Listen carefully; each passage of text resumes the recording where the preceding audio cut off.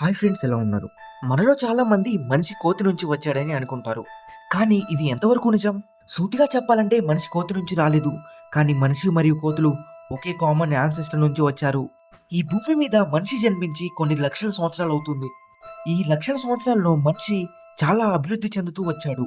సరిగ్గా భూమి మీద నడవడం రాని మనిషి ఇప్పుడు నడవడం కాదు, ఆకాశంలో ఎగురుతున్నాడు. కానీ మన చుట్టూ ఉన్న కోతులు మాత్రం అవి లక్షల సంవత్సరాల క్రితం ఎక్కడైతే ఉన్నాయో, ఎలా అయితే ఉన్నాయో ఇప్పుడు కూడా అలానే ఉన్నాయి. కోతులు కూడా కాలక్రమంలో అభివృద్ధి చెందాయి, కానీ మనిషి అంత మేధస్సు, శక్తి పొందలేకపోయాయి. సుమారు 6000 సంవత్సరాల క్రితం మన పూర్వీకుల జాతి రెండు వేర్వేరు మార్గాల్లో ముందుకు సాగింది. ఒక దారి చింపాంజీ మరియు కోతుల వైపు సాగింది. ఇంకొక దారి ఎర్లీ హ్యూమన్స్ అంటే హోమినియన్స్ వైపు సాగింది. ఈ హోమినియన్ జాతుల్లో మొదటి వారు ఆస్ట్రాలోపిథెకస్, రెండవ వారు హోమో హెబిలిస్, మూడవ వారు హోమో ఎరెక్టస్, చివరకు హోమోసెపియన్స్ అంటే నేటి మనం. ఇది అంతా ఎవల్యూషన్ అనే ప్రక్రియలో వేల సంవత్సరాల పాటు జరిగిన చిన్న చిన్న మార్పుల ఫలితం. మనిషి మరియు చింపాంజీ మధ్య డిఎన్ఏలో 98.8% వరకు పోలిక ఉంది.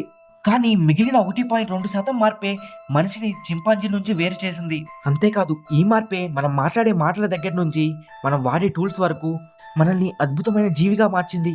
అందుకే మనిషి కోతి నుంచి రాలేదు, కానీ మనం మరియు కోతులు ఒకే జీవవృక్షం నుంచి వచ్చిన రెండు శాఖలు. ఇది కేవలం కథ కాదు, ఇది శాస్త్రీయంగా నిరూపితమైన ఎవల్యూషన్ అనే అద్భుతం. వీడియో నచ్చితే లైక్ చేయండి, కొత్త వాళ్ళ ఉంటే ఛానల్ని సబ్స్క్రైబ్ చేసుకోండి.